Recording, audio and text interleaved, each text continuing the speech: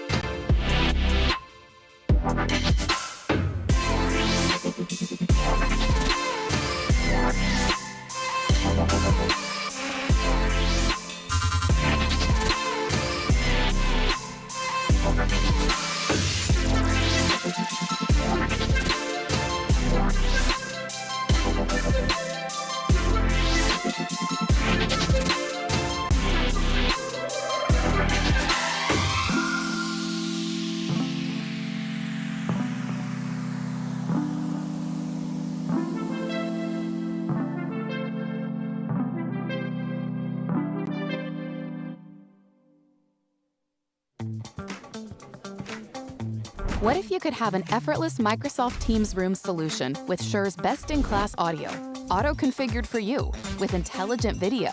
Now you can with IntelliMix room kits from Shure. Ready to deploy, easy to use. For richer collaboration, powered by high-performance audio and enterprise-level security and management for small to large meeting spaces. Now let's get your whole team together.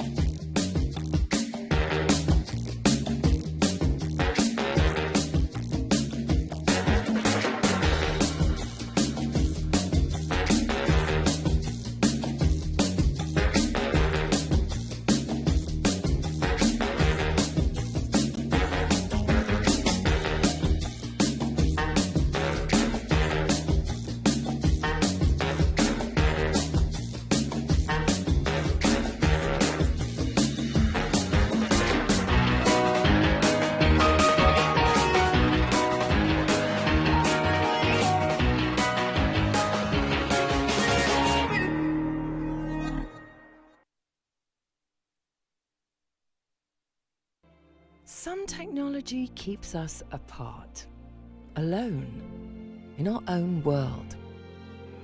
At Promethean, we make technology that brings people together so they can explore, solve problems, or just have fun. We believe that when we work, play, and learn together, we accomplish more, dream bigger, and reach greater heights.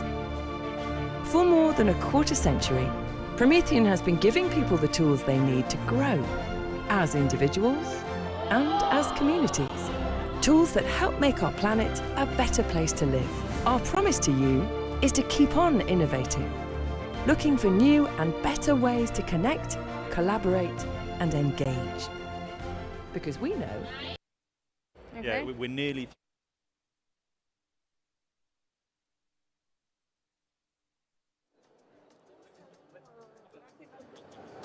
Oh, hey, Leon. Hey, Leon. Hey, Sam, how are you? We're doing great. How are you?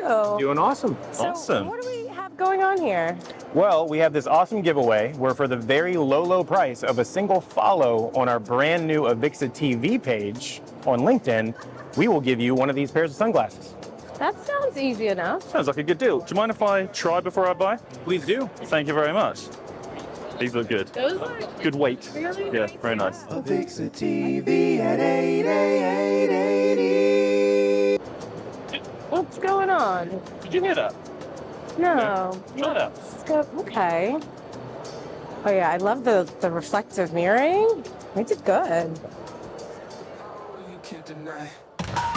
It's a shades, you know what makes you on TV and your sunglasses changing the view. Hey, you're bringing something new. Okay, there's something special about these glasses. Going on? They are pretty special. They're quite special. Look at these awesome glasses we have here. How's it going? It's going Doing well. fabulous. Show's going well? Yeah. Awesome. What do we got here? Some really nice sunglasses. I think you should try them on. Very cool. Yeah.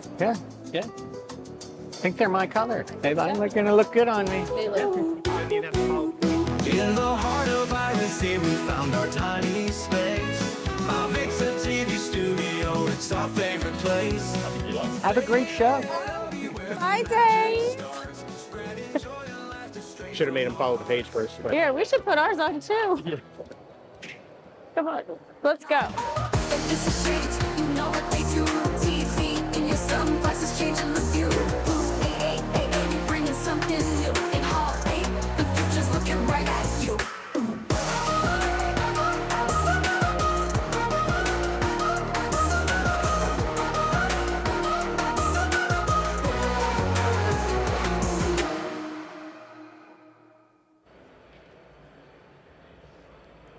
Hello, everyone, and welcome back to another episode of AVIXA TV live at ISE 2025. It's day 2 of the show, and we're so happy you joined us as we continue our journey into the largest and latest innovations and insights in the AV industry. I'm joined by our wonderful co-hosts once again, Ben Bernard and Sarah Cox, to bring you another day of engaging content and unique perspectives from AV professionals around the world. So Ben, we've made it to day 2. How are you feeling? I'm feeling good. I'm feeling tired. I'm feeling full of energy. I don't know if there's a word for both of those things at the same time. How are you feeling? I feel the same way, and I think if you don't feel that way on day 2, you're not doing it right. Yeah, So- no, I totally agree. But you know what I love getting to is guests, and I'm really pleased today to be joined by our first guest, President and CEO of Shure. It's Chris Shivink. Thank you so much for joining us. I'm happy to be here. Thank you. How's the show been for you so far? What's your energy level like? The energy has never been higher because I know that we are having record numbers of people come through the doors of ISE, and I believe most of them are coming to the Shure booth. So it's wonderful to be able to show off what we have to offer this year. I can testify to that. I stopped by the booth earlier, and yeah, I couldn't even get a toe on the edge of the stand. There were that many people. So Right. yeah, really good news. Shure is marking its 100th anniversary, which is a fantastic milestone. So congratulations to Thank you. and all of your colleagues. How has the company balanced its rich history with continuous innovation? I think what's remarkable about a company that's been around for 100 years is we have some things that will always stand and be true. So Our legacy of delivering high quality solutions, we've always been known for our rugged and reliable and durable products, and then also having a history of innovation. And those core values carry through to today. So we're always going to have our legacy products that people know us for, whether it's the SM58 that they started their first rock and roll band with, or the 55, which was actually a microphone that was developed in 1939 and is today still known as the Elvis microphone. Those legacy products will always be around, and we sell more of them every year than we did the year before. But they have spawned off, new innovations and new products every single year. So it's really fun to see how a company continues to innovate. That's amazing. And you've been with Shure for a good amount of time, and through your journey from engineer to CEO, that's truly a testament to Shure's commitment to its leadership development. So can you share with our audience how your technical background influenced Shure's approach to innovation and growth? Shure has people that have a passion for two things, technology and also music. So I came into Shure as also being a musician. So what's fun about working at the company is we have this legacy of people that grew up maybe as musicians, and when we are developing new products, they will go over a weekend and be able to be our beta testers because they can take them out with their band, go to their gig. And now the same thing is happening in the AV industry in terms of conferencing, because we have a glass and concrete headquarter building that we live in. There is no more challenging environment than having all of those hard surfaces and wanting to have a good video conference go off without a hitch. So we have our own test lab and our own company headquarters as well in terms of testing all of our new conferencing solutions. So I think people that just have a natural curiosity, people with a passion, people that come in, we have a lot of engineers, like myself, right? So people with that natural sort of desire to problem solve and always find a better way to do things, that is just ingrained in what we do on an everyday basis. That's wonderful. To speak about another smaller segment, I know you were talking about the sort of conferencing side of things, and obviously unified communications is evolving rapidly with advancements in areas such as AI. I'm interested to see how Shure sees themselves in terms of the future of collaboration, how it changes, and how the company aims to sort of be part of that change. It's really interesting what's happening with what people refer to as the new ways of working, and I don't think that that has really been firmly established yet. In fact, the answer is that every company is going to do it a little bit differently. You hear about some people doing a full-on return to office, but generally speaking, I think most companies are going to be working in some kind of hybrid environment where you have people in a room, you have people remote, and then you're trying to collaborate and innovate maybe around a whiteboard. So technology has to figure out how to keep pace with that. There's going to be continual changes to that. Companies may change from time to time, so just needing to be agile and flexible. And again, being a 100-year-old company that's had to reinvent itself almost every single decade, we know how to have that kind of agility and be able to be close to our end users, which is another fundamental tenet that we have as a company, to not assume that we have all the answers. We always are out in the field working shoulder to shoulder with our customers and figuring out how do they work, what are they trying to solve. If you just ask somebody, does this product work well for you and what do you want to do differently?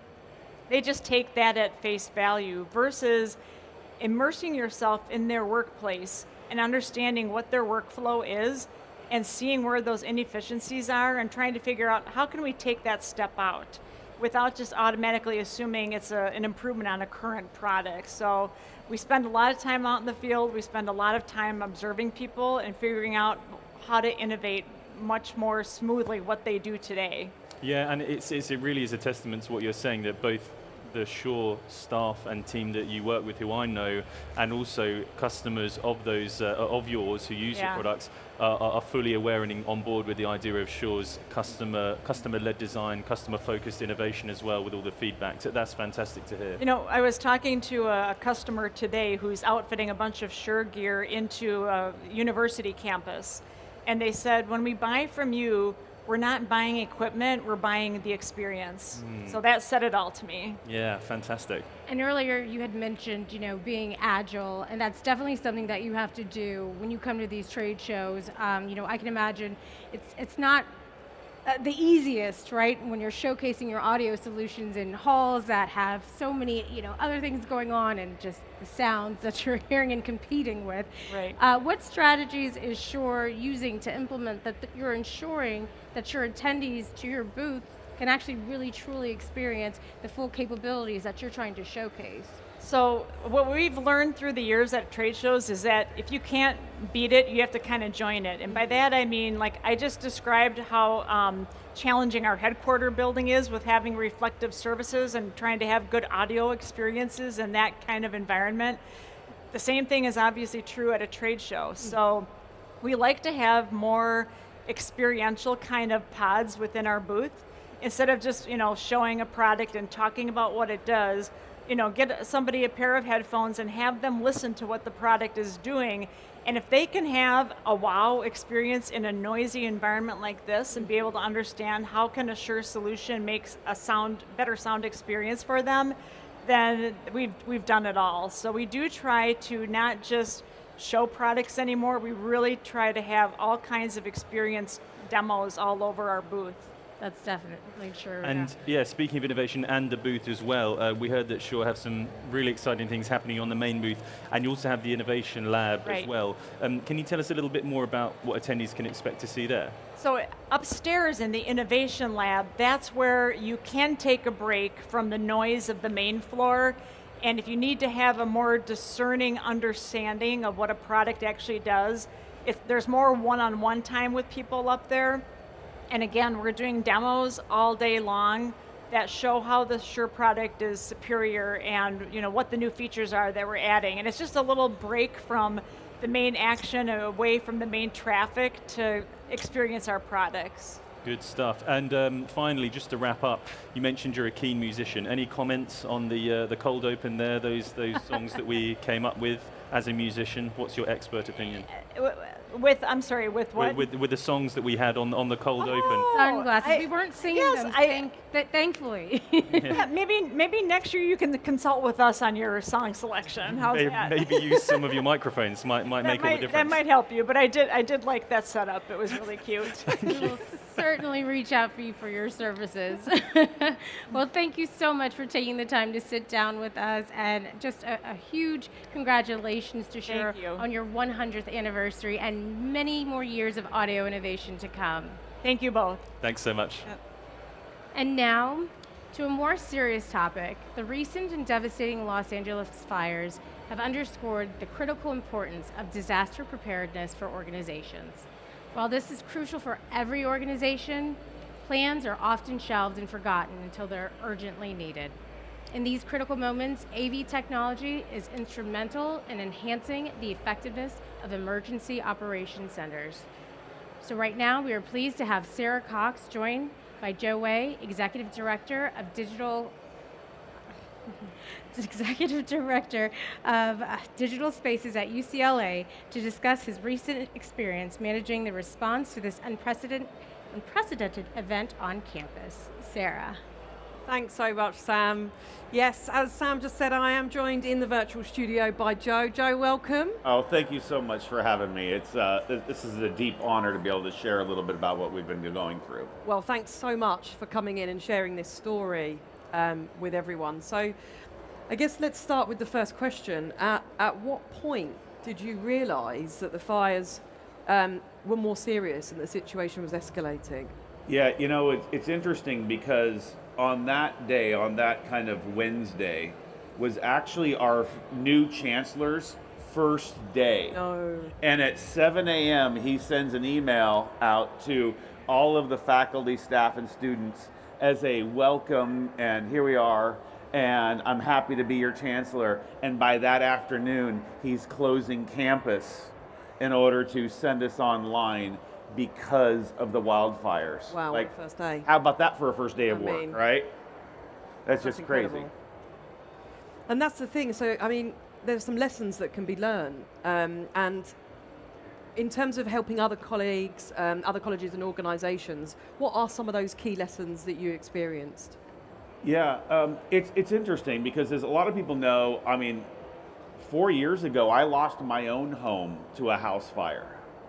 And when I saw that ravaging through and seeing neighborhoods just disappear, I felt it, right? Yeah. And when we get this call on Saturday that we are now going to open an emergency operations center, we show up and my team shows up and we realize this is a beautiful building that was done 12 years ago, Yeah. right? But there's no Zoom, there's no UC, all is beautiful, and next thing we know, we're pulling like displays on carts in on a Saturday, trying to figure this out and ripping other rooms apart.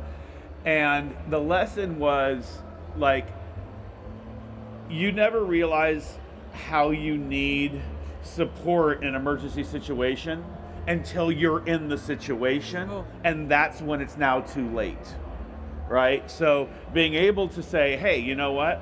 Going forward, we're gonna do an annual audit. Right. What does this room in this emergency operations center have so that if we have to spin this up overnight, which we literally had to do, right? Can we now be effective with that, right? Yeah. And can we be able to serve our, our students and staff and faculty, 60,000 people who are relying on us? Absolutely. So this is a great question then. So why is it important to have high quality communication tools in place before an emergency? Exactly. Like what you have to realize is when you go into it, you're always thinking that you're probably okay, right? And this is one of the things that we noticed from our team was in order to respond to the the emergency and the wildfires is we weren't just running a control center, right? We actually had to run town halls. We have national branding, right? We have things that we know that our chancellor is going to get on and he's going to have to do a press conference, and it's not just going out to the students and staff. Yeah. It's going to get picked up by CNN. It's going to get picked up by all the news networks, right? And we are a staple of that community, right? And you have that, so you go, okay, our emergency operations is not about showing up and installing a room and walking away. We had our production staff running our town halls for our students and our parents of our students and our staff. I think we ran 4 town halls where we were actually there helping them and a tech on site. Wow. As well as monitoring the Zoom online and the virtual thing, because this is important. There are people's lives impacted here, and it really hit me in that moment, right? Yeah. That we often just think about installing, but we don't necessarily think about impact. Yeah. Right? I mean, Joe, it's an absolutely incredible story. Thank you so much for sharing. I'm sure a lot of people will learn a lot from that. Be prepared, be ready. Thank you so much, Joe, for joining us today. Thank you so much for having me. So next, we are off to ViewWall. They let us dive into their era of growth and innovation. I'm here now with Paul Vanderplatz. He is the founder of ViewWall and now the Chief Marketing Officer at the company. Paul, how are you doing today? Good, and you? Doing well. Thank you so much for taking a few minutes just to chat with us. Love to hear a little bit more about NaxiCap's acquisition of ViewWall. Can you tell us a little bit, as the founder of the company, what was the thought process that went into it, and what kind of an impact will this have moving forward?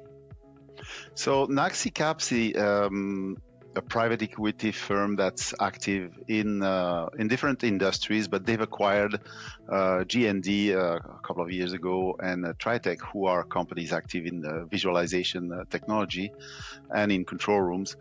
They've approached me to see if there was any way we could join forces with those 2 other companies. As a video wall management company, we were always very close to the KVM folks, to the different companies doing KVM, G&D being one of them.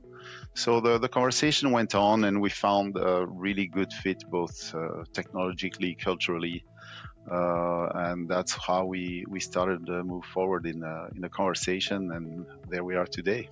Yeah, and you mentioned G&D and Tritech. Yes. Talk to me, how does the synergy work between your companies and what kind of benefits will that provide to you moving forward? So G&D has been doing KVM for the last 40 years. We've been specialized in video wall management for the last, since we started 15 years ago. We've entered into the KVM over IP market just a year or two ago. And we felt we needed that expertise to grow in that market. So we're in a slightly, I would say, in a more KVM over IP, whereas G&D, they're really in a strong KVM market for mission critical, like air traffic control. So in the niche square market, I would say, of the KVM technology. So they have a lot of knowledge to share on that. At the same time, G&D, they have almost all their projects involve video wall requirements. So making our products work together is really a natural fit, I would say. Yeah. And talk to me a little bit about how this transaction will impact the operation and what can your customers expect? So both G&D and ViewWall, they're both profitable companies. They have their own markets, but we're really two companies operating on our own and looking on what the synergies could be in everything we do.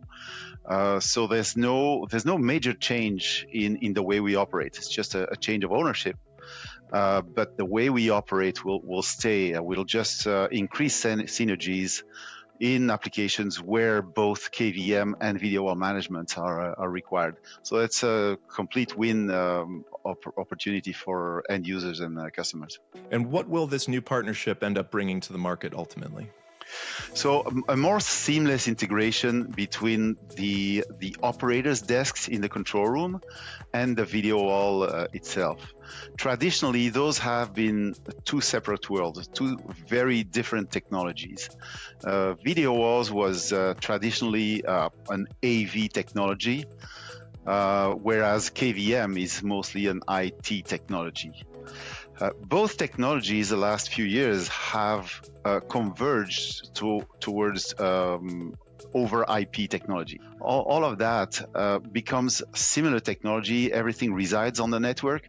So the synergy on how to control those different things, how to send content from a desk to the video wall will be much easier if the KVM system and the video wall system are able to talk to each other, which is what we're bringing to the market. And we hinted at this a little bit at the beginning of the show, but you have a new role, going from founder to now chief marketing officer. Talk to us a little bit more about what does that entail? What's that been like for you, changing the positions? So, yeah, for me, it's a major change, but it's the company reached that point where we're getting bigger, and my heart goes really to promotion marketing. That's what I've been doing mostly. I'm not so technical, even though I have a technical background, but I've been mostly building that company and building the image and the product strategy of the company. So that's what I'll keep doing, but now I'll keep working on the synergies of both companies. So working along with the product management of both companies and bring this message to the market on what value we'll bring together. 5, 4.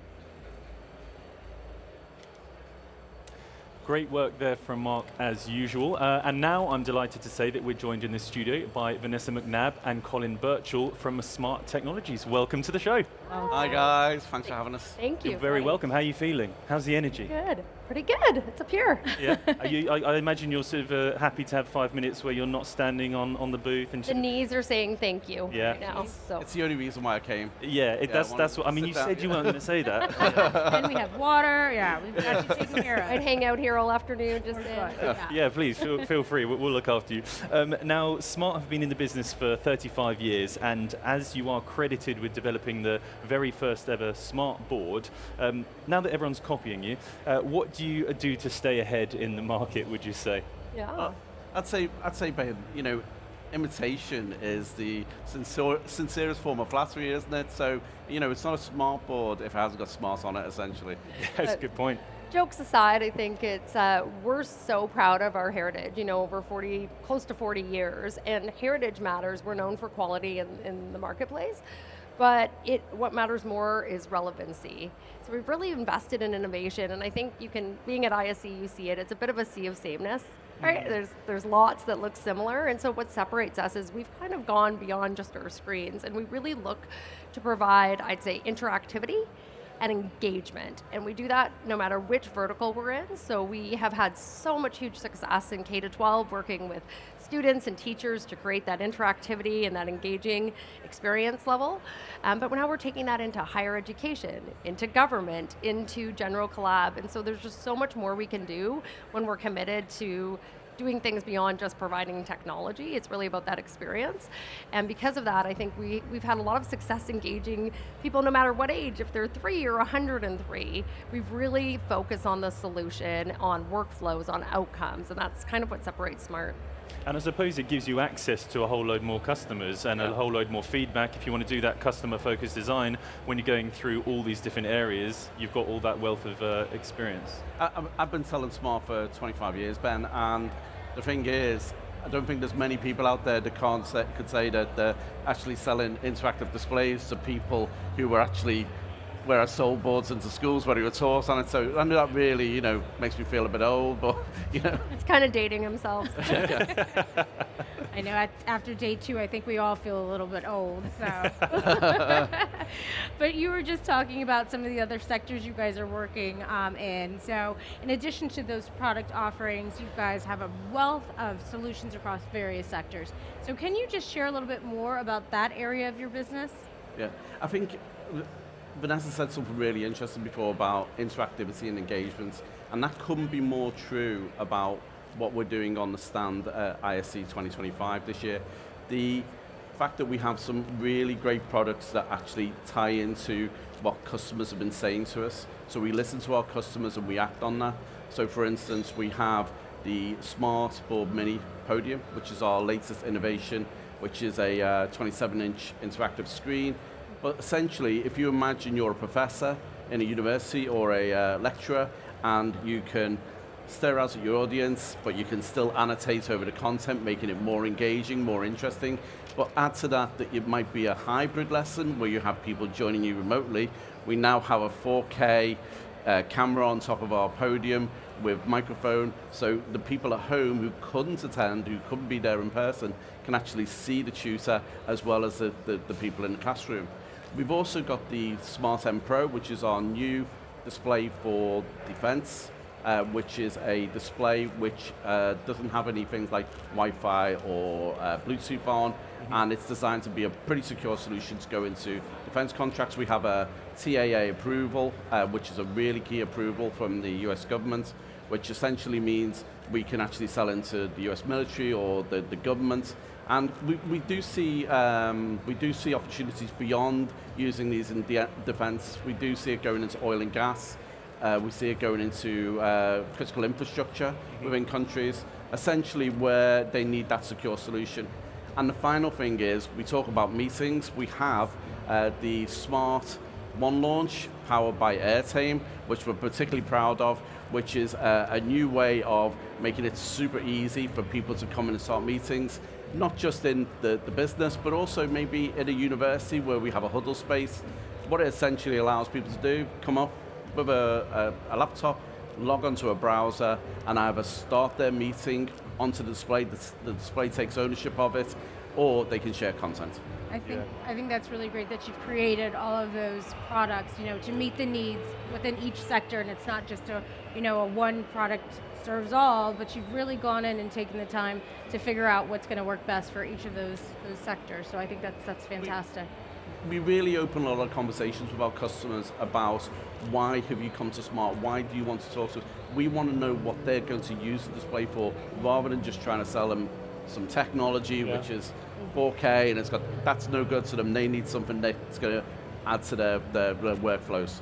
Yeah, and I think it's the longevity of the product as well. We're talking about how obviously the pandemic accelerated that need for hybrid products, and the fact that you now have something that can be both. It can be in classroom or it can be outside for a distance learner.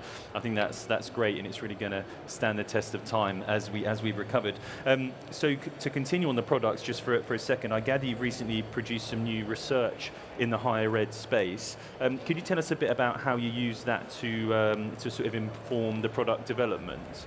Yeah, research is super important at Smart. It's critical to really understanding where our customers are coming from and how we provide that solution. So we did a custom study. It was in North America with over 2,000 higher ed professionals.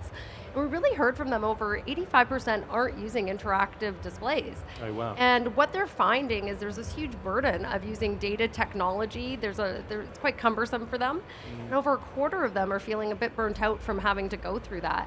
And when asked, what are you looking for in terms of how you could kind of elevate that level of engagement in your classroom, they're really looking for things like digital whiteboarding, ways to annotate, really get students to collaborate. And it's everything that our interactive displays provide. And it's really, if you think about students, they love their devices, right? So it's like, how do you take that, something they're glued to, and then just put it in a way that they can engage and interact and really get the most out of learning? So that study's been very helpful, and we do many things like this to really help influence what we're producing, and you'll see it in the outcomes of a lot of the innovation we're bringing to ISE.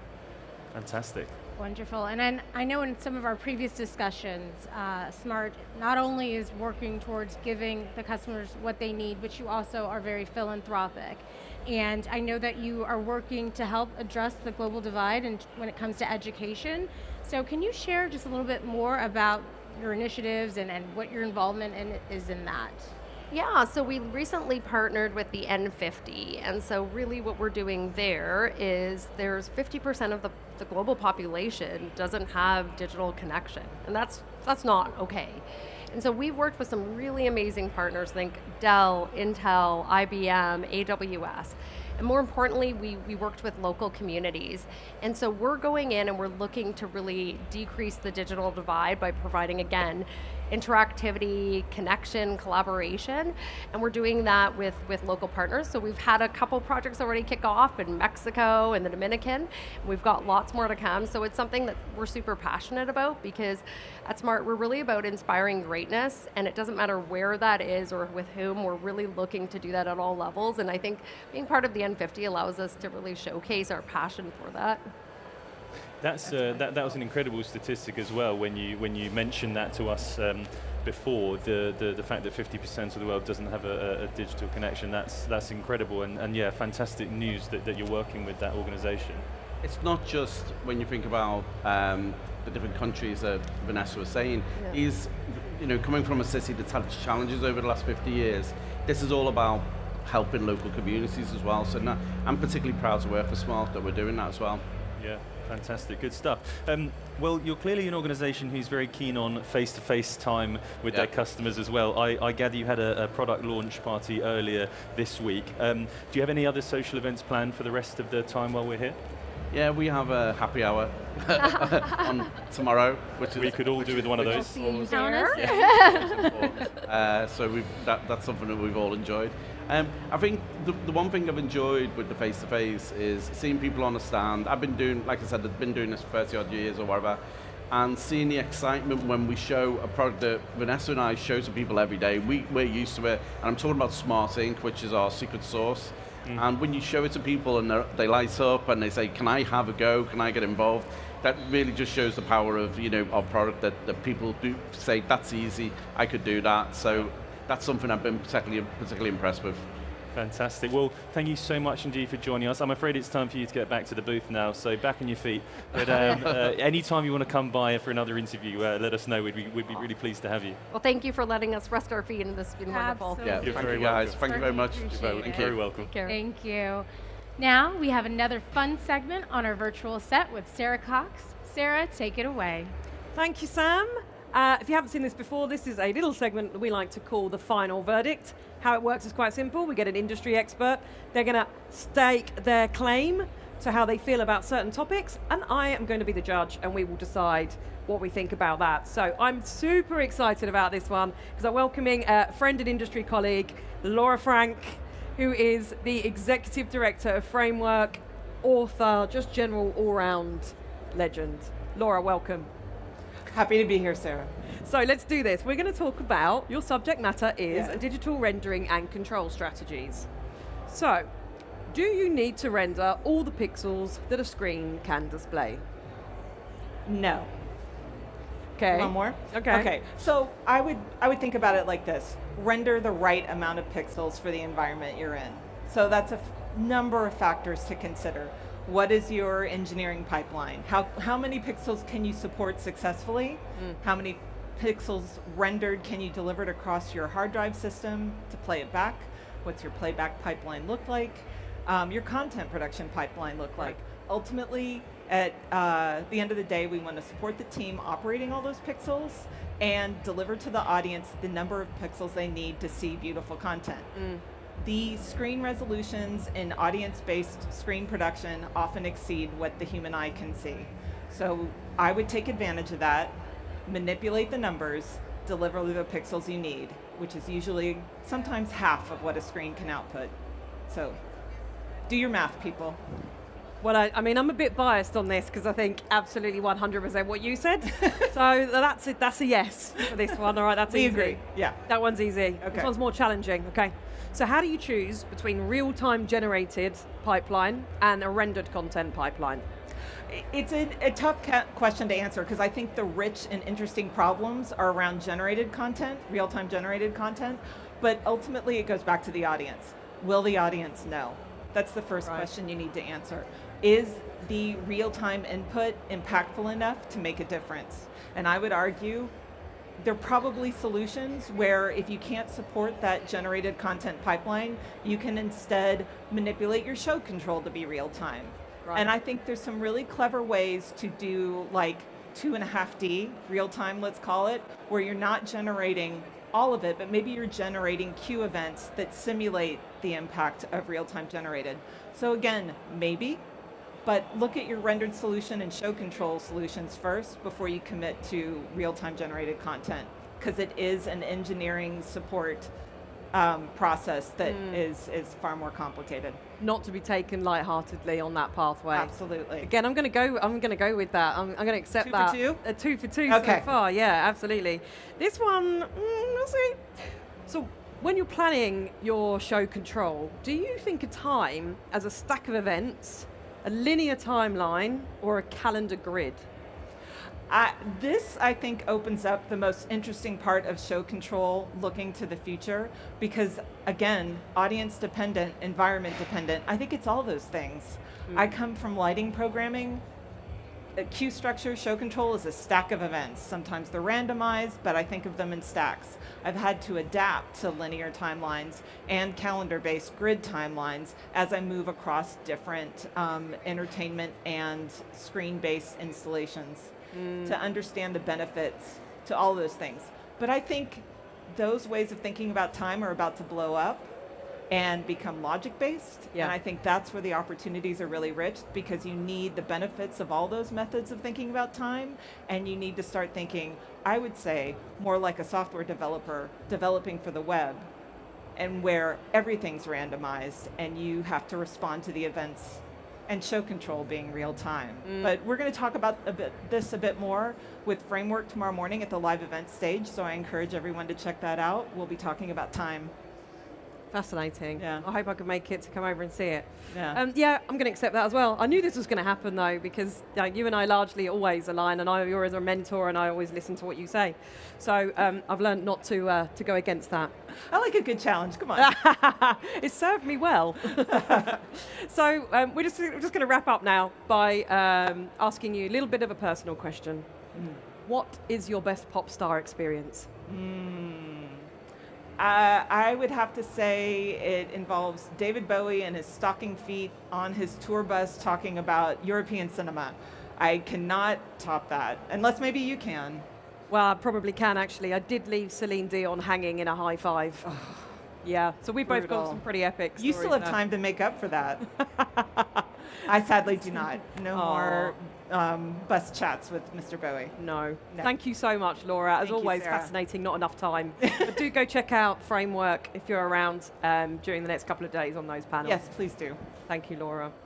Okay, so we had a chat with LED Studio about how last year's Digital Signage Summit inspired one of their latest products.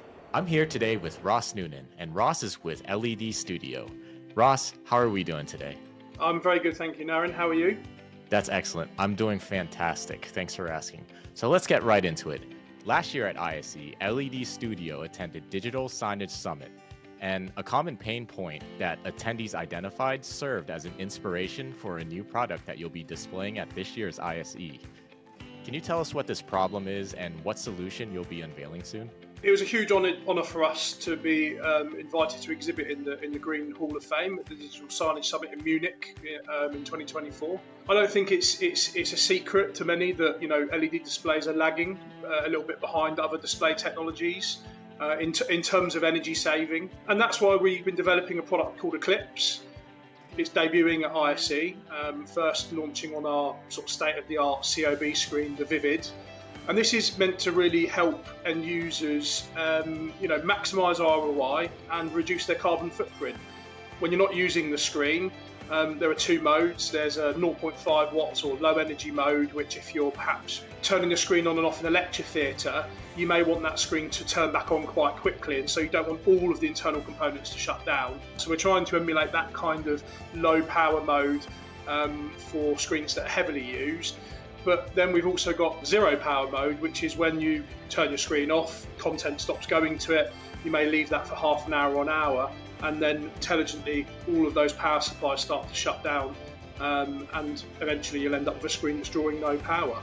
Another hot topic, not just for digital signage, but for all of AV, is data security. It seems like more and more users and clients want to know the specifics about how and where their data is kept safe. Now, you have a tool called Screen Metrics. Tell us about how it works and what benefits it has for your customers. Being a UK-owned business, we've got some strong partnerships. We partner with Navajo. They're an IT specialist, but they also work in sort of content management and security of data. And we've developed Screen Metrics with them. So this gives users the ability to monitor things like screen temperature, is the screen on or off, are there any power supplies that are perhaps looking like they could cause problems in the future, display brightness, ambient brightness in the room. And what's most important is that we can give these users the tools to do that either internally, or we've got a secure ability to do that hosted in the UK, where we can do those manipulations of the data for them and present that to them as a return of investment tool or ESG governance tool for reducing their carbon footprints and running costs. Can you tell us a little bit more about the Edge series of products and how they're providing new and innovative ways to go green? Sure, we believe that without innovation, you can't really be sustainable. They come hand in hand. You need to be looking at better ways to do things. And the Edge series is really, that in a nutshell. First reason is that it's been designed specifically to replace what we believe is an outdated technology for big screens, which is video walls. So the thought process with that was, how do we create a product that is a like-for-like replacement? So the first step is we created cabinets, the world's biggest cabinets for LED displays for the indoor market. So 43, 55, 65 inches. They're the three most common flat panel sizes for video walls. That means you can retain your existing infrastructure. So if you've got wall mounts and brackets for your video wall, you can just swap them out. The next sort of evolutions of that product, something that we're looking forward to launching at ISE in a couple of weeks, is the Edge Eye. This is in collaboration with Intel, where we're embedding their smart display module devices into the Edge series cabinets. We're really excited about this development because this opens up an array of new applications and use cases that further simplifies installation and makes using LED displays for a range of applications, whether that be digital signage or corporate settings, more future-proofed in terms of being able to swap that module out and have new capabilities that screen may have not had in the past. And that's something that we're really looking forward to launching. That's going to be the Edge Eye. If you want more information, you can come and see us on our booth, which is 5J100. We're in Hall 5. And we're very much looking forward to seeing everybody at Barcelona in a couple of weeks.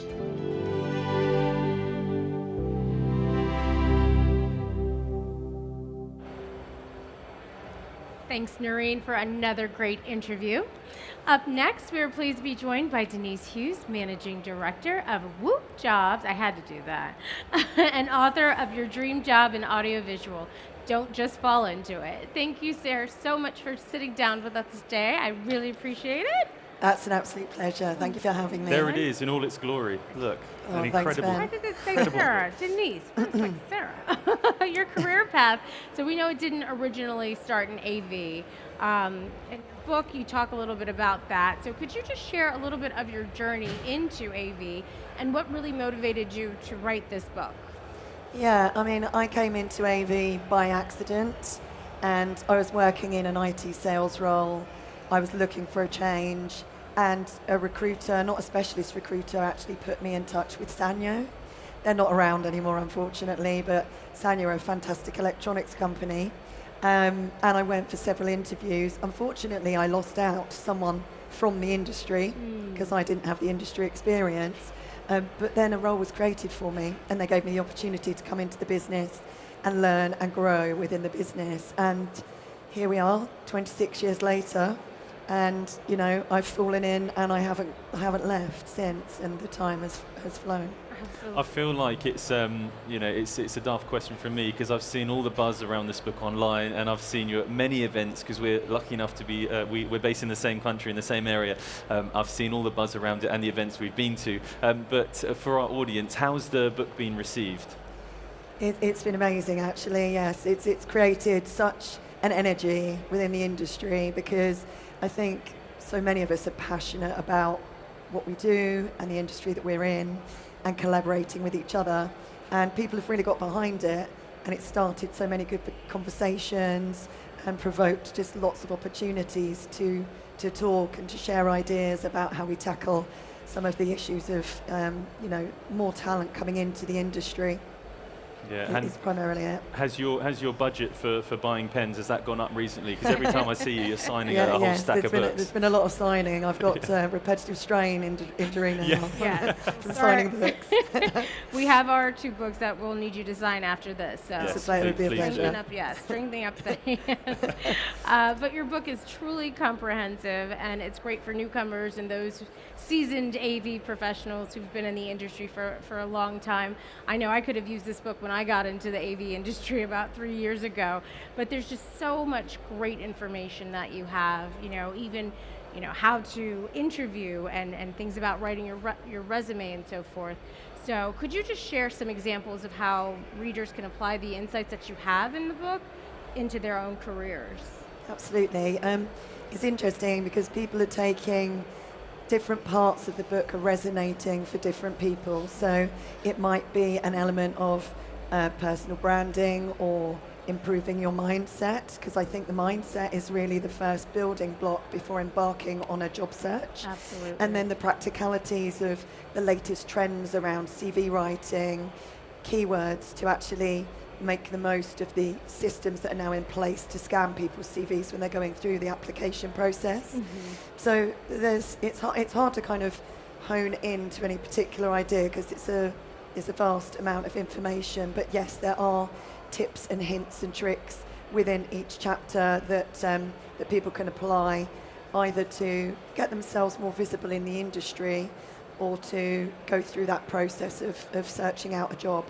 And one thing that I really liked is that you had a lot of AV thought leaders in there who, would give their insights and so forth, which is great for somebody who's just entering in. Like, those are the people to kind of look for and see if you can reach out on, like a LinkedIn or so and get some advice if need be and connect. Yeah, these are some brilliant industry people, and I was so lucky that they were collaborating and sharing their journey and their experiences, because otherwise, I think the book could have just been a bunch of facts, and it is a guide, and these stories bring it to life, and they're so varied. Every journey is so different, and every entry point to the industry is so different because we have no specific entry point, and it all comes together to make for some really nice reading, to make it very relatable to people about what can be possible, whether you're coming in as an AV technician or you aspire to be an entrepreneur and build and sell businesses. There's stories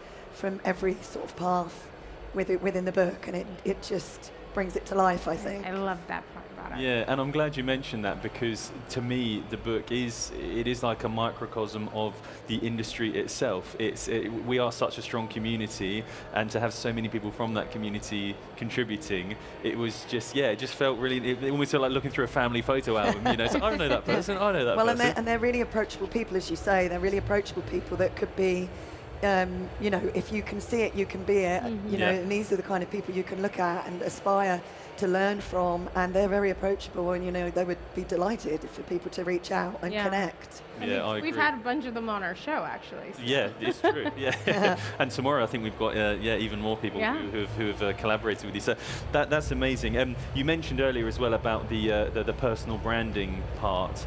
I'm keen to know what your thoughts are, why that can be important and useful.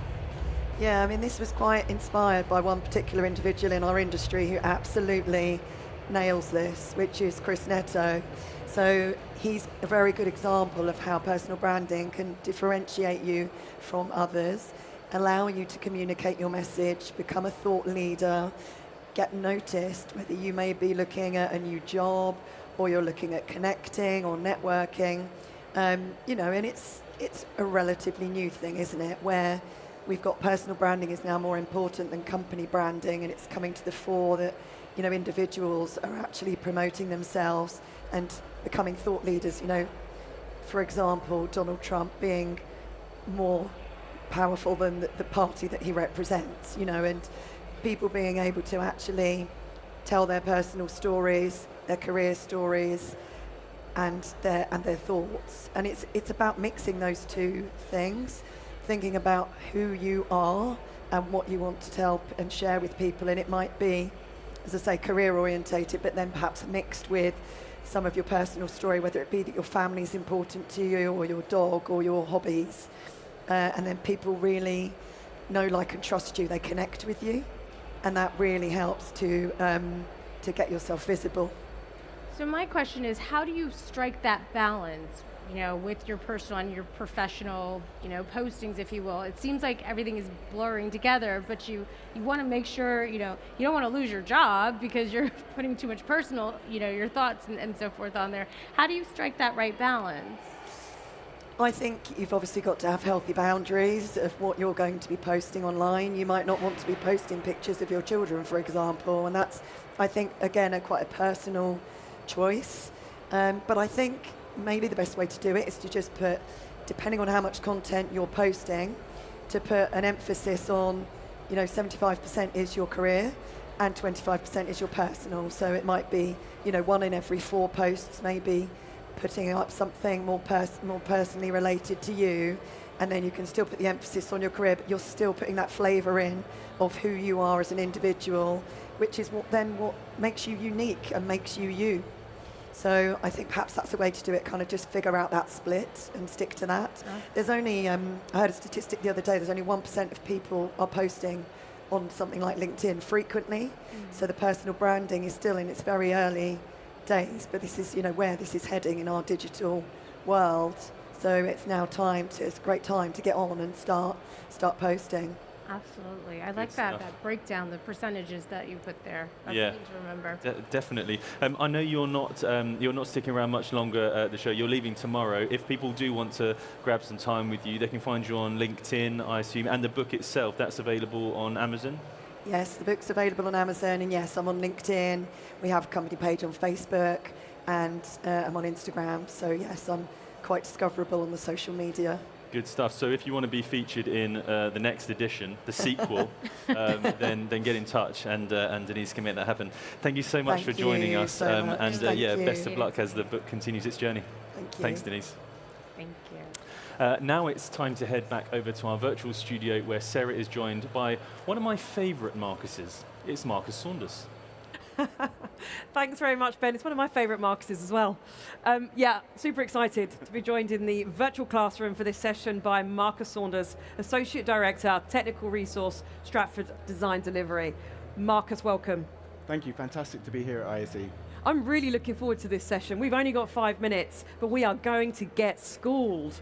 So our first segment is on why IPMX and why now. So we are starting to see a move away from traditional AV infrastructure to IP-based video, where content moves over the network rather than dedicated video cables.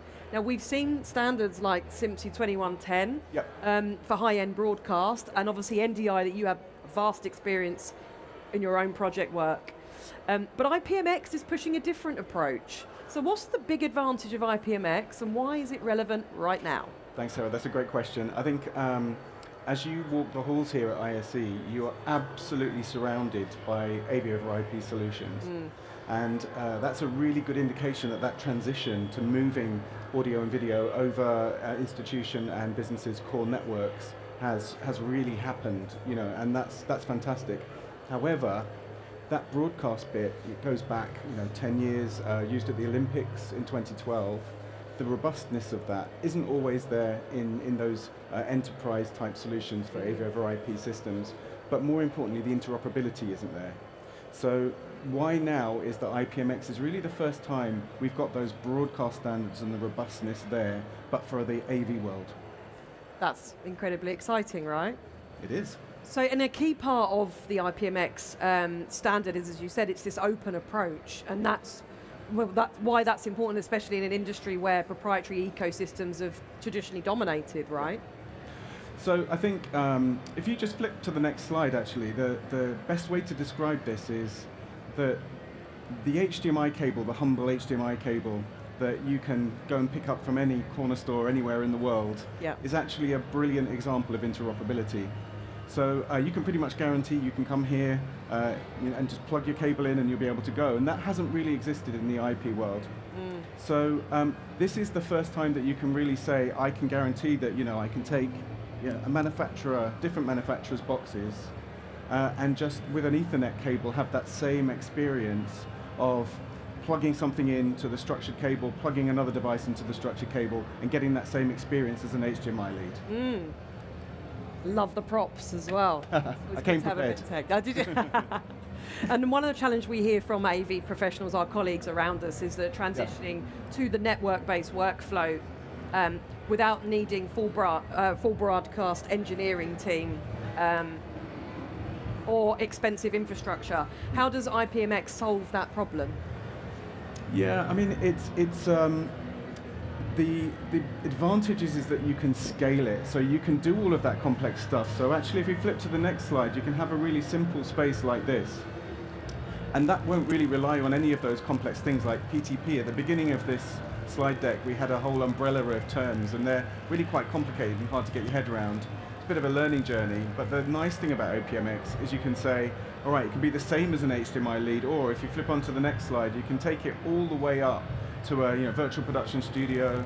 You can have, literally that's 19 meters of LED, and you can drive that with the same standards that you'd be using for broadcast, but with very simple to use systems, and systems that don't necessarily need all of that really expensive infrastructure or that engineering knowledge. So it's really a game changer from that perspective. Yeah, absolutely, sounds like it. And giving your experience of someone planning new studios such as what we've just seen, or an AV deployment, what should they think about today to future-proof their setup with IPMX? Yeah, I mean, it's really just start to play, because I think, like anything, if you look around ISE, there are lots of solutions, but this is really about a change in the way you think philosophically about building your systems. So you can start with these free tools. So Interpix have Titanium Show, they're offering free licenses for the show at the moment, so you can get 2 laptops, you can run the show on one bit and the viewer on another laptop, and you can start playing with IPMX. You don't need an expensive set of systems to begin. And then I think from there you'll start to see the benefits. Perhaps after that, I put a couple of slides with some resources on. The first one is an amazing sheet that shows all the free resources that you can start to build this little thing called a discovery server. So it doesn't matter where you are in your building, you can plug one of these IPMX boxes in and find the other IPMX boxes. And all of that stuff's free, and there's really good guidance as well. So start there, and then maybe when you're building your next larger project at building scale, you'll start to think, actually, IPMX might be the solution for me. Oh, wow. I mean, thank you so much, not only for joining us, sharing your knowledge, but for also sharing these resources where other people can carry on their learning. You're welcome. Thanks, Sarah. Marcus, thanks so much for joining us. Okay, we had a chance to check out a new, and I'm very jealous about this, immersive experience in Paris, Battle Kart. All right, so Noreen, give me your Mario Kart racer from when you were a kid. It's definitely Luigi for me. I was more of a Wario guy myself. I like to throw my weight around on the course. The reason I ask is because we are actually, believe it or not, in Paris, and we are visiting a place called Battle Kart, where they are taking virtual racing and turning it into a reality. So Noreen and I are gonna go check it out, but first, we gotta get changed. Here we go! I had this idea first time in 2010. I had the idea to merge go-kart and laser tag because I was frustrated in go-karts not experiencing enough interactions with the other drivers. So I wanted to have the emotions of a laser tag and the sensations of go-karts together. When Mark and I walked into Battle Kart, it instantly caught our eye how vibrant the projected track surface was. But it was much more than just projection that makes this immersive experience interactive and safe for all to enjoy. The difficult part is not to develop all those things, is to make them all work together in a smooth way. We have a lot of projectors, between 30 and more than 100. Each projector has a little computer behind it to generate the right image, to make that in the building you have one big image. And we developed a localization system using sensors that allows us to know the localization of each go-kart with 1 centimeter accuracy, about 200 times per second. And so once the server knows the localization of each go-kart, the server can calculate if there are interactions with some virtual objects like a missile, like oil, like bonus box. You have the sound, you have the image on the floor, you have the image on the dashboard, so a lot of things are happening when there is an interaction. I'm somewhat of a karting purist when it comes to speed and competition. Wait, first or last, not second, so I'm last. But after a few sessions around the track, playing car football and using the car to paint the surface, I was sold on the whole thing. With that said, what's next for Sebastian in Battle Kart? We opened the first one in 2015 in Belgium, and it took us 5 years before we opened the second one to make all those developments that make the business model even more profitable. And so we really started franchising after the second lockdown in 2021, and meanwhile we opened almost 50 centers, and we plan to open 50 more this year. All right, Noreen, give me your highlight of Battle Kart. Oh man, it was a fantastic time. It was super responsive. You use your rockets, you knock them out of the race right in front of you, you drop your oil stain, and then it just takes them out behind you. It was fun. It was an incredible time. Yep. I got to say, for me, the user interface was really, really well done. In between races, there would be arrows pointing you to exactly where you needed to start the race. Everything from the screen that was on the go-kart as well. Super easy for anyone to use. You know, the technology is always great, but if you can't understand it, what's the point? So I thought the user interface was excellent. Highly recommend. And those things have got a little more speed than you might think too. They're quick. They were pretty fast. Quick. So 10 out of 10. If you're in Paris, forget the Eiffel Tower, come to Battle Kart.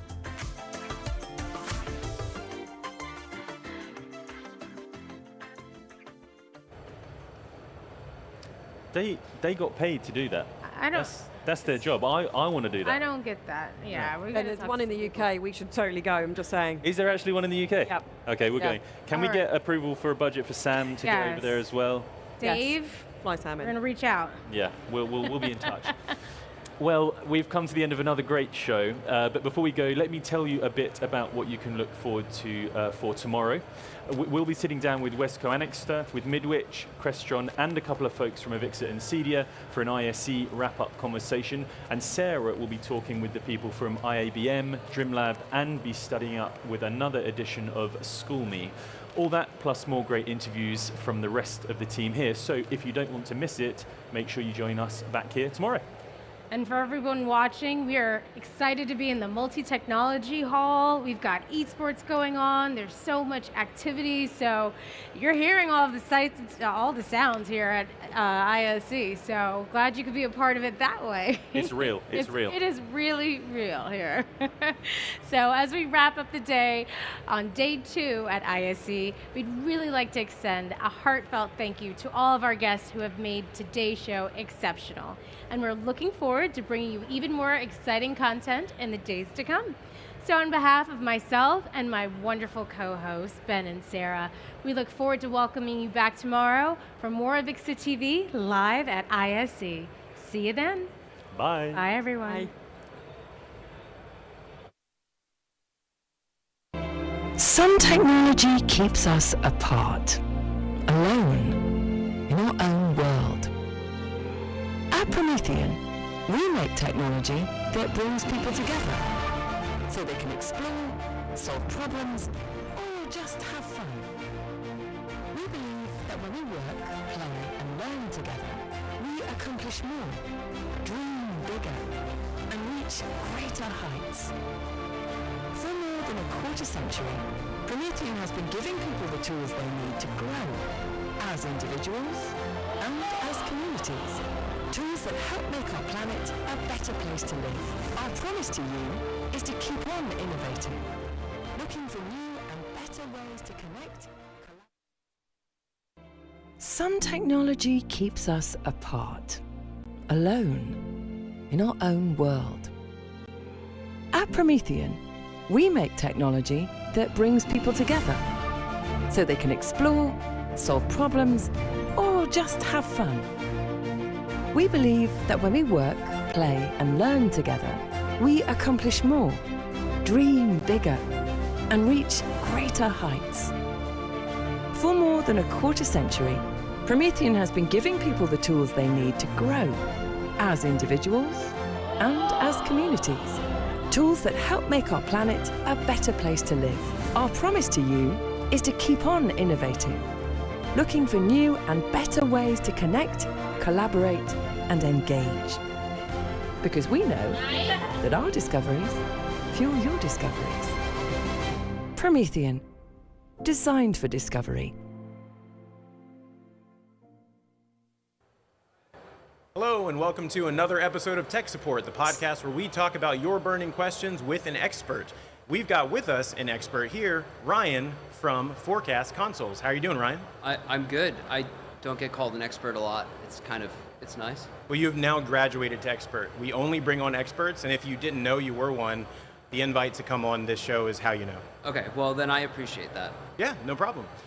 Cool. Today we're going to be talking about some of the questions that have come in related to an area that I know that you're really familiar with, which is the furnishings, that aspect of studio setups. So we're here at the AVIXA TV studio, which Forecast Consoles has also helped with some of the wonderful furniture that's here as well. And so we want to talk to you about the questions that some of our audience has about this concept and how it relates to the productions that they might have in their different spaces. So we'll get right into it if you don't mind. Yeah, let's go. All right.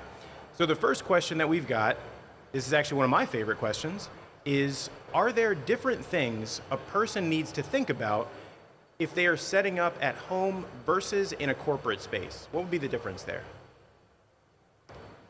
Obviously, there's going to be differences just for a lot of reasons, but I think there's a lot of differences between spaces in general, and I think the one commonality is to figure out what is the purpose of that space, and what is going to make whoever's working in that space feel most comfortable. So if it's in your house, right, you may choose, for example, if you have a smaller house where you don't have a dedicated office space and maybe your production environment is going to also share your dining room or living room, right? There's going to be certain choices you make that will be more conducive to when you have friends come over, there is not, production gear everywhere. Whereas if you're in a permanent installation in a larger studio, you have more flexibility to kind of do things that are more aesthetically more corporate than, say, your home house and your own personal aesthetic. So yeah, that I think I think the reality is obviously every room is different sizes, every use case is slightly different, but at the end of the day, I think that the decision comes down to what is going to make the people that are in there feel comfortable and focus on that. Yeah. So we got to talk a little bit before we started recording now, and I remember you brought up something about the different people that have to use the space.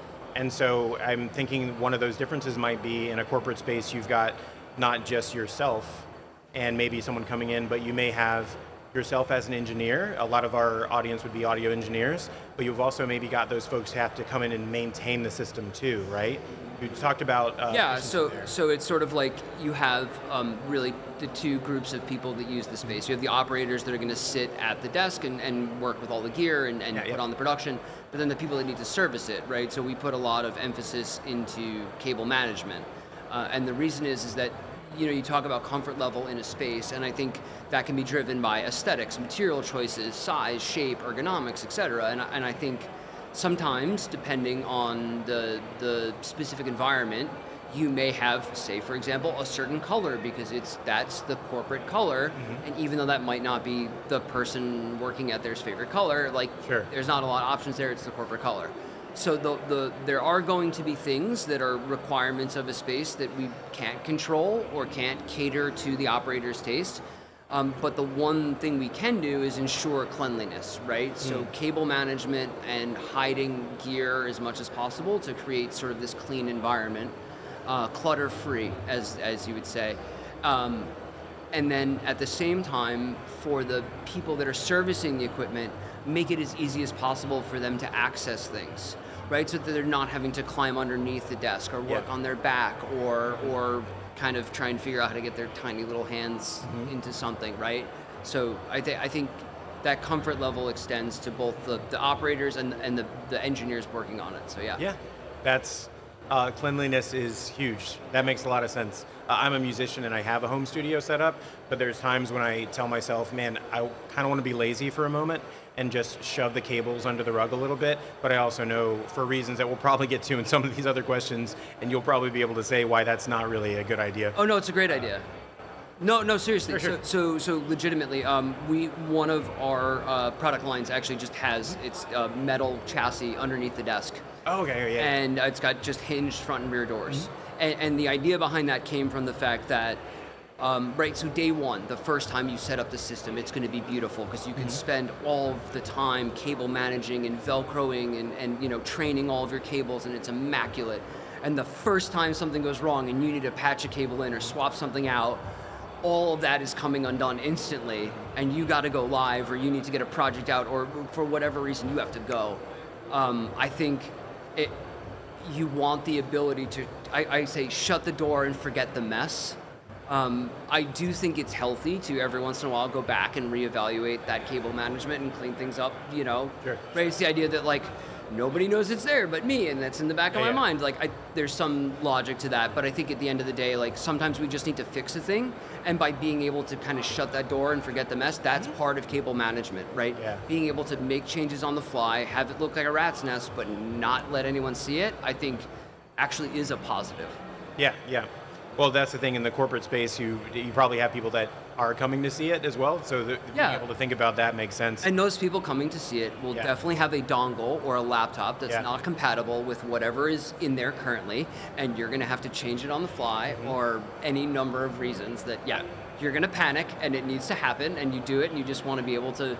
Everything here is fine. Nothing to see. No one knows anything ever happened. Dongle chaos. I'm sure that there are people watching at home who will be saying in the comments, amen. Preach it, brother. No. But this next question, I know I actually have a perspective on this. I'd love to hear yours. This is related to aesthetics. Okay. It's a simple question. If my studio looks better, will I sound better? I'm sorry? No. Yeah. It's tough, right? I don't want to, I don't, we were talking a little bit earlier, we were talking about kind of what is our product for, how much home studio do we really do? And the reality is that just due to the cost of putting in true production furniture, I genuinely believe, and it's funny, I sell this stuff for a living, but I'm going to tell you, please don't buy this. right? Like invest in your cameras, your lighting, your microphones. There's so many technology things you can invest in to make your product and your production better before you purchase production furniture, right? So I'm not going to lie to you and say it's going to make you sound better. Upgrading to a better microphone is going to make you sound better. But at the same time, I do think there is, at a certain point, when you've reached a level of either financial success or have the opportunity to be able to, okay, so you've invested in the technology you need to be at the peak of what you're doing. I think there is, whether it's true production furniture, like something we sell, or whether it's just a very nice desk from wherever, right? I think your environment can have a positive impact on your creative process. I think people look at like having art on walls that inspires them, choosing paint colors that inspire them, sound better, invest in some good sound panelings, wall treatments, acoustics, things of that nature. I think there is a lot of that goes into creating a space from a technical standpoint. But then from an aesthetic standpoint, I think it really comes down to what makes you happy, what brings you joy, right? So in my personal office, there's a ton of sci-fi art on the walls, and then on one wall is all like weird science fiction art, right? Yeah. And the other wall is birds, paintings of birds. Separate conversation, but the point is whatever sparks joy for you is what you should surround yourself with. Yeah, I really love that. So I said I'm a musician, and I have a studio set up at my house, and there are things that I have on the walls that I know are reflective surfaces, but they make me feel better. And I actually like the look of them. And so for me, when I think about performance capture, which is what a studio is doing, like even this studio, we've got a wonderful crew here who's capturing our performance as people speaking to each other. If I feel better, I don't sound better, but I have a better experience. And I think because I'm feeling a little bit better, getting to good takes less time. Well, you said it. It's a comfort level, making people feel comfortable. And if you're comfortable in your space, you're going to feel... Yeah. But I love that idea of joy, thinking about joy. We talk about technology a lot, and it's nuts and bolts, and electrical this and currents and waves going places. All of these things that sound to the layperson like either sci-fi or boring, but these things are things that are part of the equation, but the way you feel definitely is that too. So speaking of feel, I know how you feel about this question. I don't even know if this is a hot take or not, so you may be able to just kind of go off here, but this question is about the perfect studio setup, and it simply says, describe the perfect studio setup. The one that technologically meets your needs and makes you happy. Okay. That's it. It's so individual. Mm-hmm. It's so specific. Like I said, for me, there's certain types of art, there's certain colors, there's certain things like that.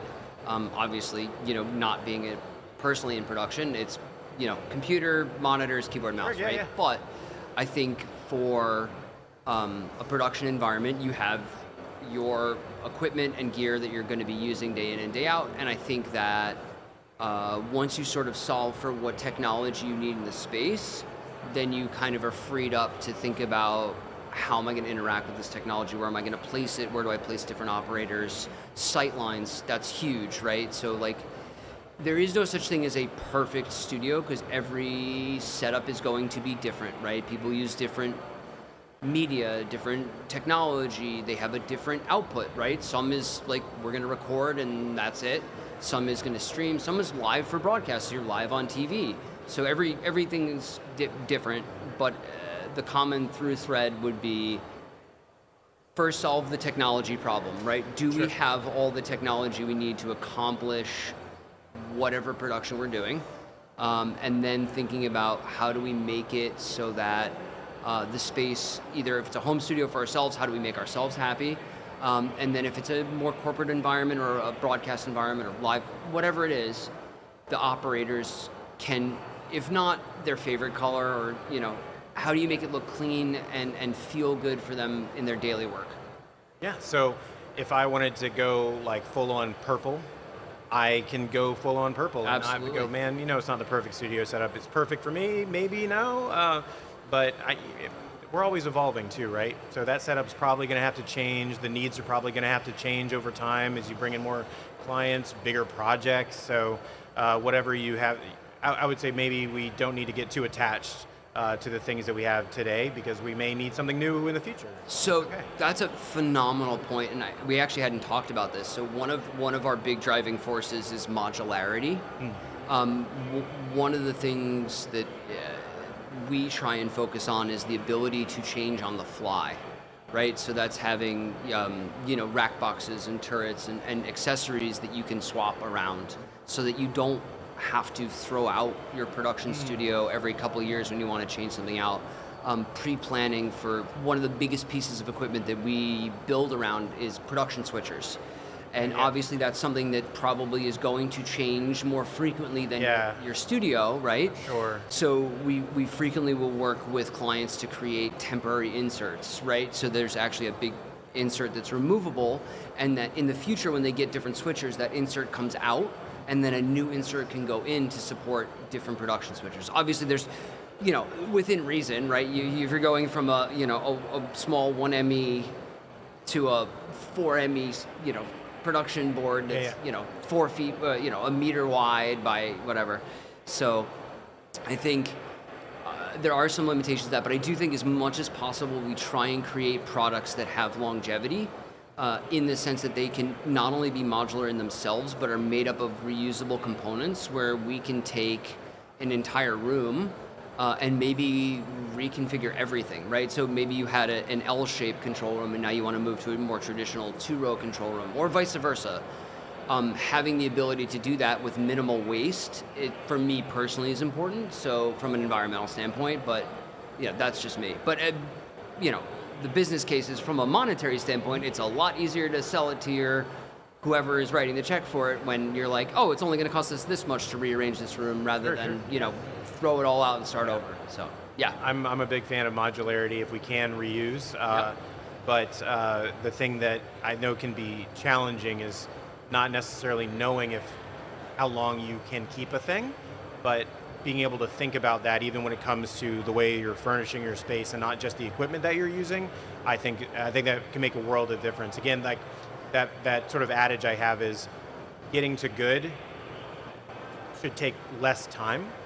And if you don't have to spend all of your time doing the things that aren't bringing you joy and may also not be bringing you profit, that's a good thing. That's a good thing. Yeah.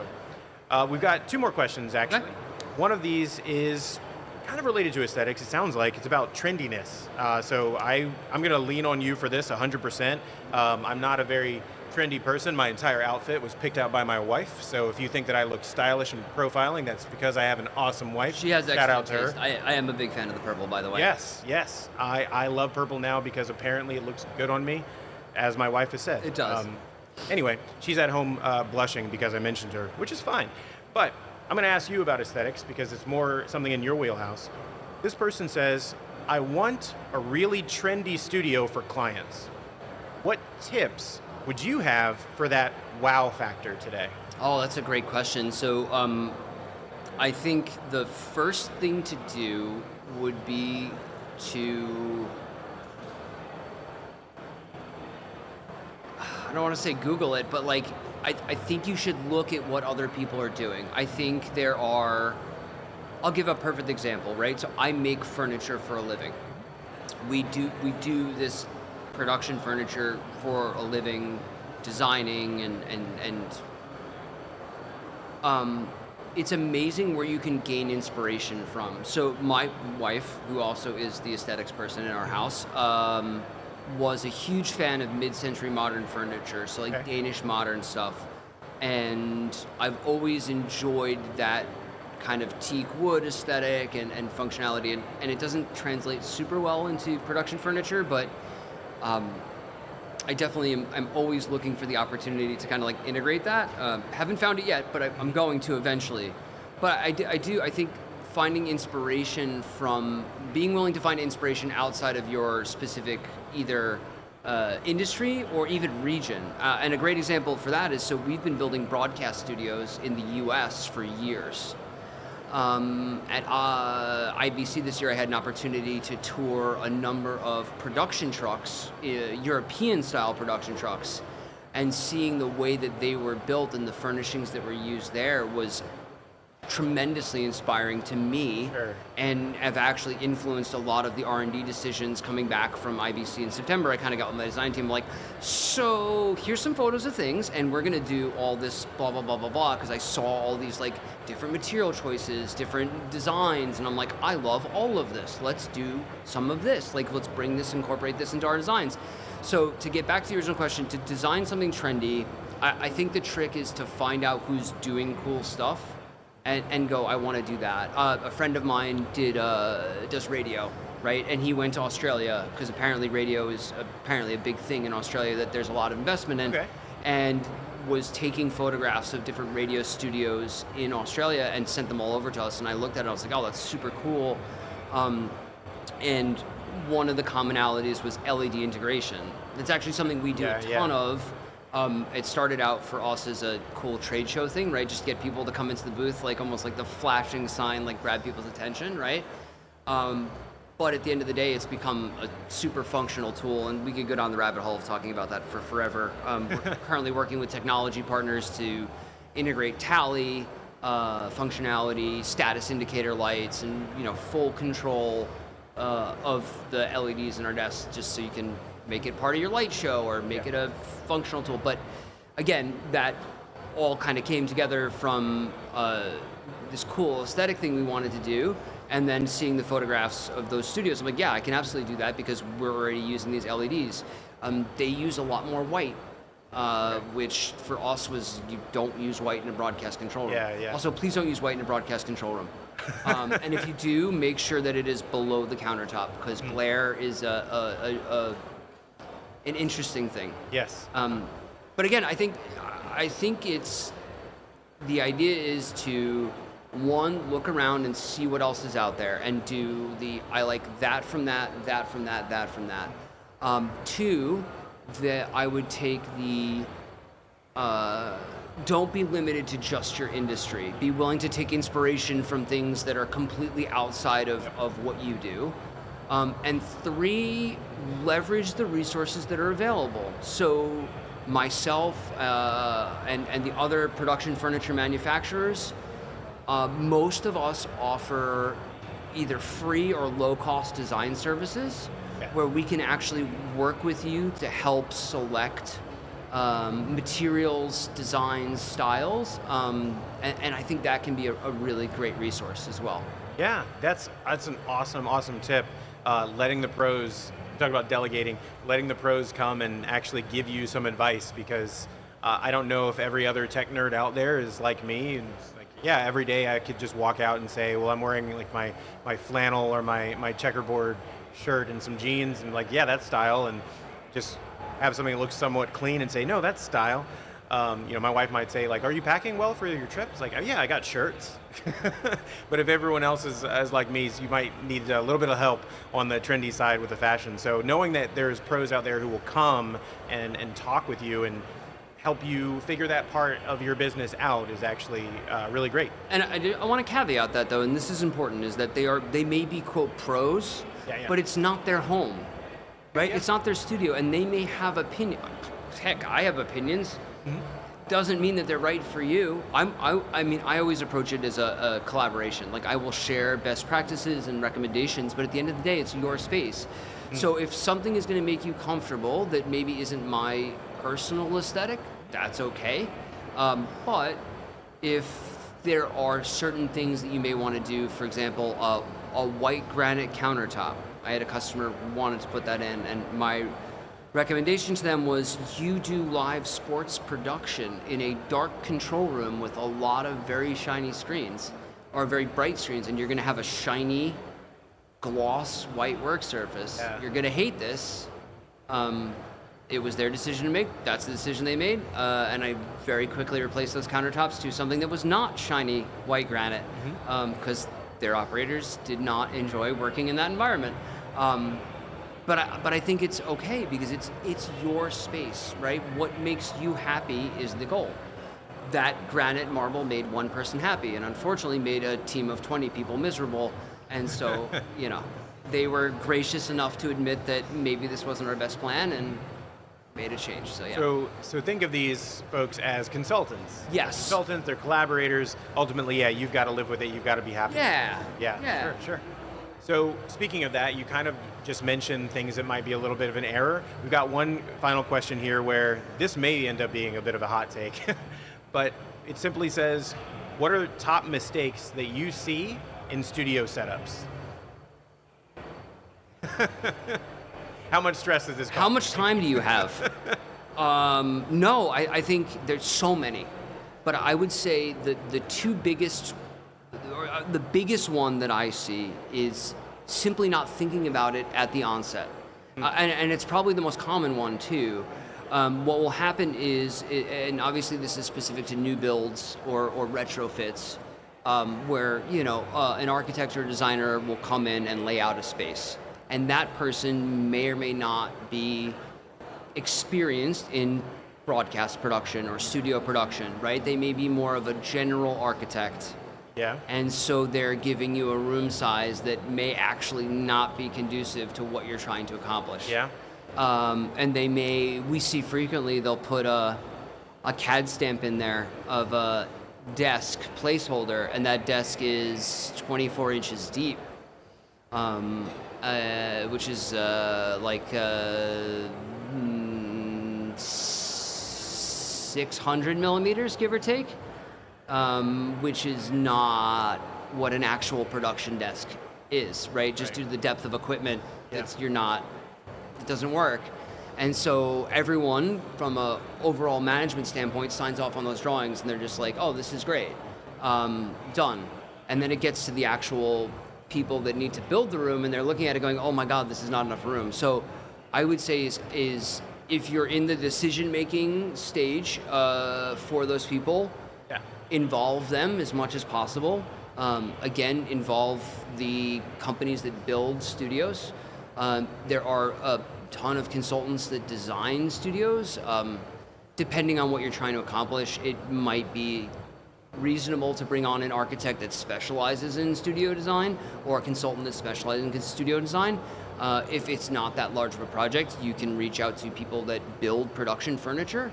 Ask your integration partners. Many integration partners have furniture manufacturers they already work with and have a great relationship and can go to them and go, hey, we've built a similar type room before. Here were the dimensions, here was the sizes, this is how it looks.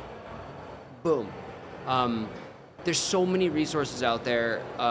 Take advantage of those. So that's the mistake number one, is not thinking about your studio space, the production furniture specifically, and how it all ties together at the appropriate time.